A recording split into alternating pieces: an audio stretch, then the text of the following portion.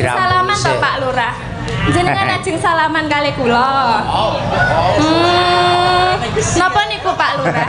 Kok abang-abang? Jenengan iki ampun ngoten to Pak. Kula iki pekewuh lho ngene. Nangis saron ning atiku.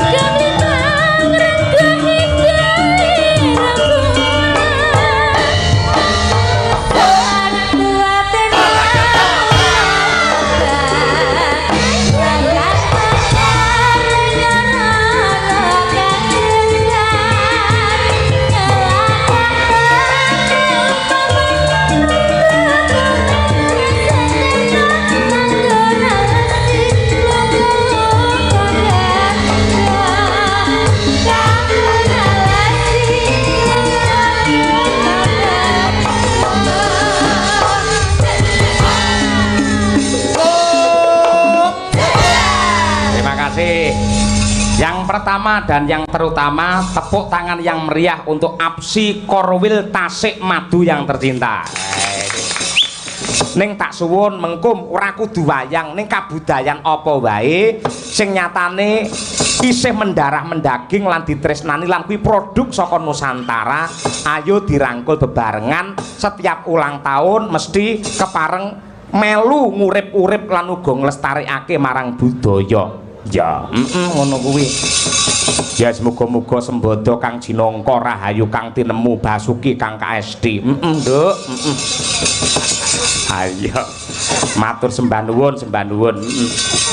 Kula nyuwun dumateng Ketua APSI Pusat ing Karanganyar rumiyin dumateng Pak Haryanto. Mriki Pak Lurah. Ayo. Dan alhamdulillah. Geng dalu Pak Lurah. Geng dalu Mbah Cange. Alhamdulillah. Jenengan wiwit riyen pertama pinanggih kalian kula ngantos sepriki kok awet enom luar biasa jenengane. Nggih, matur nuwun. Nggih. Nika jamune niku namung longgar. Longgar pripun? Ati longgar, duwite ya longgar, nggih to, Lur? Ah, niku marai berkah sedayanipun. Cocok. Nggih, mboten napa-napa wong niki wau wis entuk sak lakon kula niki wau, Pak. Ponaman. Bar niki jenengan ajeng limbuhan nganti jam 4:30 ora masalah. Amin. Nggih. Kecuali para penyanyi nika niki sinden-sinden niki nggih sampun saged Pak menawi campur sari era sekarang wontenipun siap nggih. Dasare niki pun ngempet jane pengen ndang joget pun ngempet Pak nggih. Mila jenengan badhe ngersakaken nembang piyambak napa didampingi kalian sinden. Nggih. Nika manis sih nganggo gongso mawon sih. Gongso sih. Nggih. Jenengan piyambak napa duet? Duet. Mang pilih sing pundi? Sing niki 350 nika 400 nika. Kula milih ke ngelor nomor loro mawon. Nomor loro. King mriki. Kolor nomor loro. Aja kae sak miliar kae. Gone. Ampun lek nek ampun. Nggih, aja lek kae lek. Lek nganti nika duet kali jenengan tengah. Nggih. Oh, Mbak Chandra, niki Mbak Chandra. Kene, Mbak.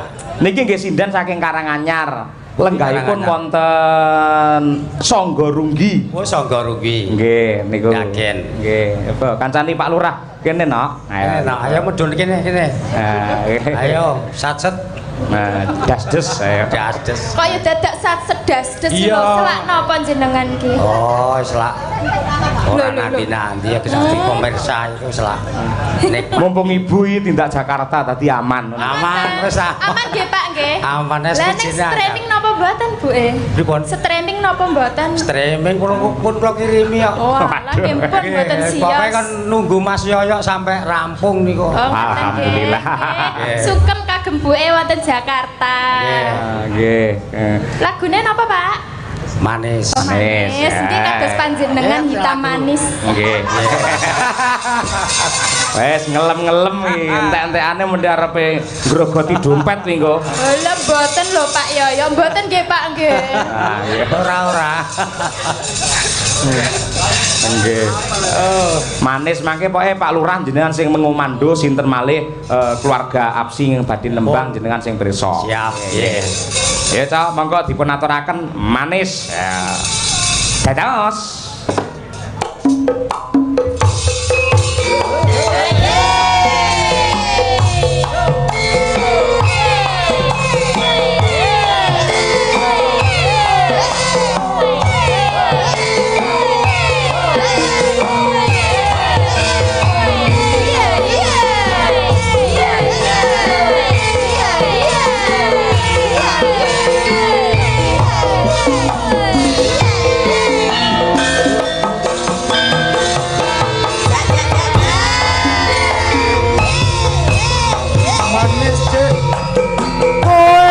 Panjenengan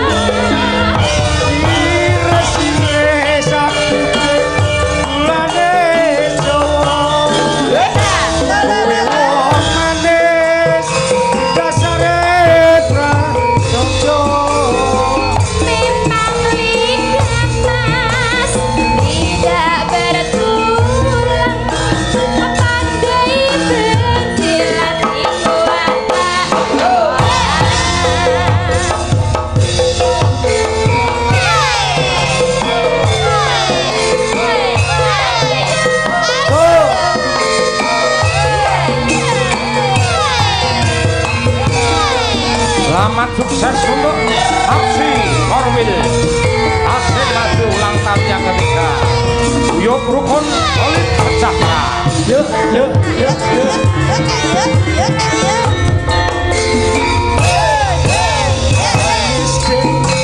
kowe pancen manis tambah manis yang kowe ora yen wis ngumpul kaya bisa rotoke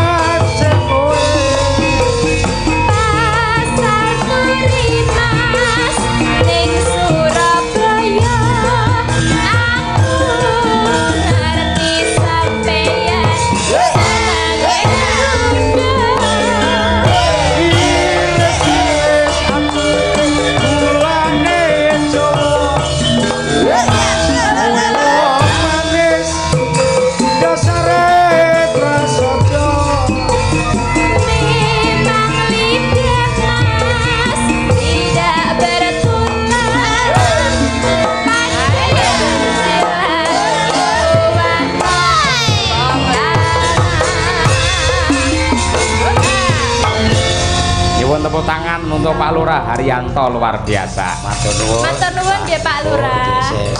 Nggih no. SPC ini ajeng salaman to Pak Lurah. Jenengan ajeng salaman kali kula. Napa niku Pak Lurah? Kok abang-abang? Berkah ya. Jenengan iki ampun ngoten to Pak. Kula iki pekewo lho ngene iki. Estu kula pekewo Pak, kula wangsulke jenengan nggih Pak nggih. Kersa boten. Kersa boten. Mah ya wis kok ya. Yatim piatu. Matur nuwun nggih Pak Lurah. Nggih, matur nuwun katresnanipun Pak Lurah luar biasa. Carane tresnani kali seniman nggih ngoten niku Pak Lurah luar biasa jenengan nggih. Coba kaya apa sae genti genduk Winong Nawangsih. Ya, iki. Lah pengen kaya Mbak Anik mau roke kuwi utawa jari kena dibelek mburi ra apa-apa. Ayo. Ayo Nawangsih. Oke. Nimas Ayu Winong Nawangsih. Nggih Pak, dalu. Sampeyan iso berkumandang suaramu alus ana ing streaming lan uga ana ngendi wae satemah entuk pangalembono. Wah, Winong suarane becik apik tanpa disurung kehebatan sound system yang profesional mokal nduk sampeyan iso melejit jenenge. Nggih Pak, terus sanget. Terus sampeyan kudu marem Madangkara duwe apa kuwi operator sound ya kuwi Pak Marno. Nah niku. Lah, len nuwun sewu, lek nang game YouTube kuwi komplit suarane gamelan kuwi mlebu kabeh ngono kuwi. Tur alus, ora enek sing pecah kaya ngono kuwi. Leres sangat. Mila nggih Pak Marno kudu di eman-eman panjenengane saya sepuh ya tenagane kudu diwet-wet. Ayo. Ampun disepuh-sepuhne to, Pak. Lho pancen ya wis sepuh sing tak maksudne ngene lho. Pambriye iki generasine Pak Marno kudu ndang enek. Oh. Sing tak arep-arep mung kari glondor to janjane. Ya. Ning dhek angger kon nyekel apa kuwi nggen mixer malah bingung dhewe. Ayo, serapopo kakeane RRI ya glondor ya. Ora mari-mari penyakiten kuapok kowe ayo. Ayo, siaran. Siaran. Siaran. Sagung para miyarsa. Heeh. Lah iki ngene, Nduk, bareng tak amati ana ing streaming, ana ing medsos. Iki sampeyan iki jenenge saya melejit, saya viral, saya kondang. Penggemarmu saya akeh. Mula kanggo tandha tresna marang penggemarmu, sampeyan aja bosen, aja waleh. Mergo Nadianto sing jenenge ninggal katresnan ki ora mung kok ben-bengi metu. Mbok sak jam metu ping pindho ngono yen pancen lagi seneng ora ana jelehe. Ngono ya Nduk ya. Nah, kaya Umi mbiyane jaman podang kuning ben-bengi nembange ya podang kuning kuwi. Sok-sok yen ra metu malah gawe kuciwane sing mirsani ngono kuwi. Ya saiki kudu tetep semangat iki ninggal katresnan ngono kuwi. Aja nganti ninggal katresnan keluarga besar saka Apsi ing Tasikmadu kene ngono. Pak. Sip. Mboten bawa nggih, Pak.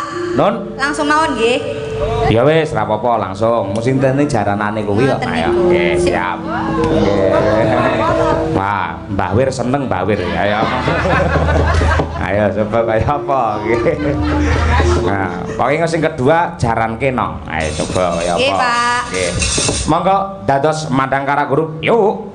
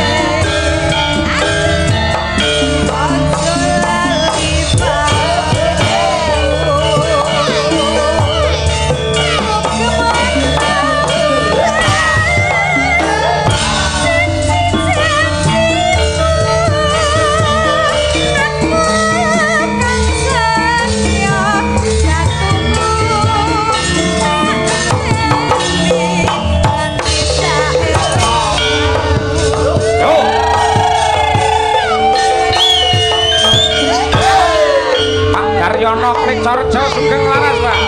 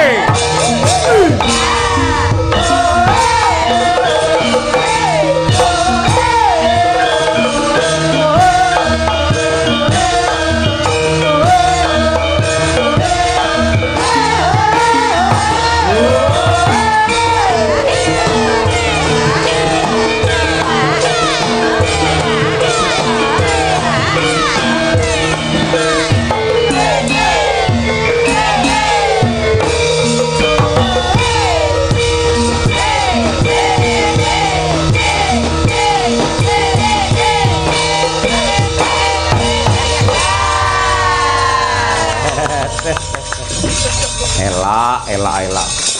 Bocah ayune kaya ngono, pintere kaya ngono. Emane kok jomblo. Ayo. Ya bir kita, ya bir. Ayo coba kaya apa? Ayo, iki ya tanjake iki. Ayo. Ora coba kaya apa? Ku tak tang. Yo, Mbak Bir kita, Ayu dari Kota Tahu Kediri. Dados.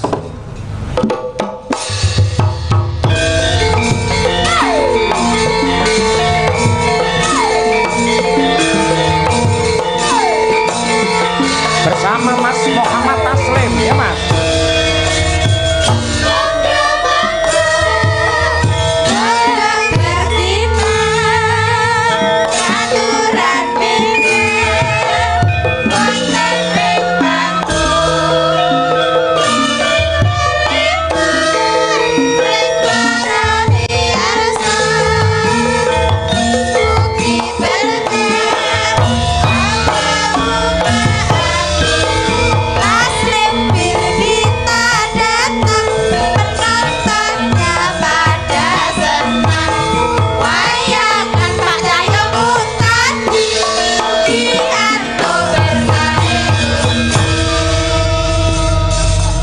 Sugeng dalu nduk Bir kita Ayu. Nggih, sugeng dalu Pak Dalang. Ucapkan selamat sukses untuk Apsi Korwil Tasikmadu ulang tahun yang ketiga. Mengucapkan selamat ulang tahun Apsi yang ketiga. Semoga semakin sukses, jaya, tanggapannya lancar, sehat sedaya pengusahanipun nggih Pak. Amin. Kalau wingi Pak Dalang, kula tanggapan niku kula ndongakne Pak Lurah, kula ndongakne ketua panitia. Niku langsung panitiane Pak moro teng panggung nyawer bir kita 1 juta iki kok rene sing nyawer ya Pak Apsi Pak. Lama wis diwakili karo Pak Luar Haryanto mau. Kan Pak Lurah, tim Apsi belum Pak. Wis aja kuwatir ngono, mending kok do rapat engko, do rapat. Rapat Pak. Nyawer kowe ning taun ngarep pas ulang tahun sok ngono. Sing kepapat. Kepapat nggih. Mas Taslim silakan mengucapkan jenengan MC. Selamat buat Apsi Tasikmadu ya Mas. Tasikmadu. Semoga jaya selamanya, tanggapannya laris. Amin. Dan juga itu salam hormat kepada Pak Sigit Arianto yang rawuh jauh dari Rembang. Ayo. Selamat datang. Dimas Sigit Arianto, sarjana seni. Nggih. Bengi-bengi pokoke agrege ngono. Nggih. Sing jelas apa to iki ngomongne apa dhek ora jelas kok. Lah ngono iki sing Kalau pipo wuyu ngono. Nggih. Dados niki para sederek kondangipun Mas Taslim itu adalah Mas Muhammad Taslim Guroswara. Mongko Guroswara niku sangat identik dengan sound system, ya ta? Kira-kira jenengan dicawisi sound sing cacahe 28 set ngoten niku piye? Luar biasa Mas. Luar biasa. menggelegar ya Pak. 28 sampeyan mbiyane iki bayangno sak ngene iki regane piro Pak? Aku ya pengen duwe ngene iki kira-kira cocok ra Pak nek aku dan entuk bojo pengusaha son ngene iki cocok ra. Tutuk. Lambene omongane ra kaya ngono kuwi. Sing marai kowe ora awet iki ngono kuwi lho. Ngomong celebang-celbung ora.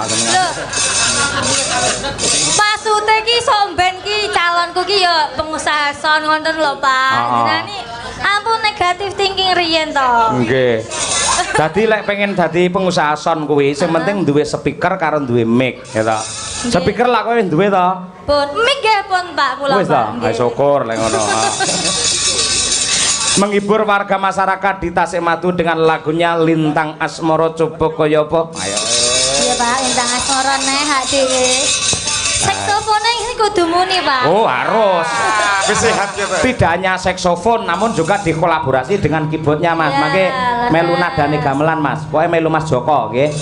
Pokoke Mas Joko mancing melu mancing ngono. Lho niki adik kakak Pak. Hah? Kandung, adik kakak Pak kandung. Nggih.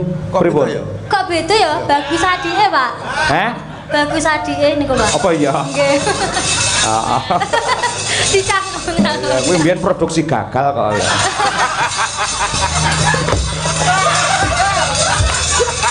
Ampun Pak. Mboten Pak. Mboten. Yo, Ora. monggo diaturake saking anu nggih. Sekso nggih Mas. Iya. Pun siar nggih Mas Udin nggih. Semangat, Wah, Mas Udin. alhamdulillah nggih. Sehat Mas. Dicek di apsi sini ya. Lintang Asmara. Yuk, dados.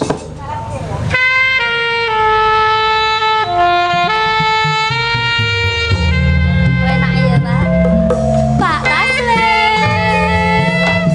Pak sampe kok bagus menijani Pak ame apa? Panas-panas ya.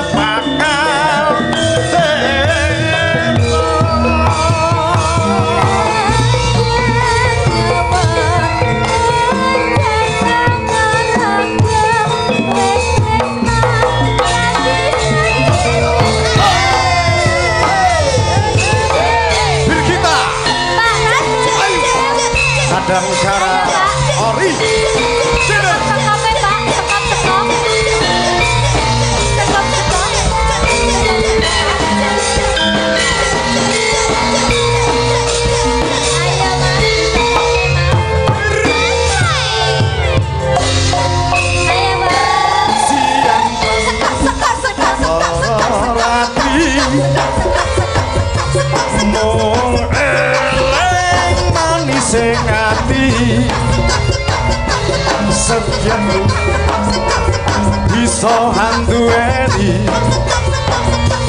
marang sang Yasulati.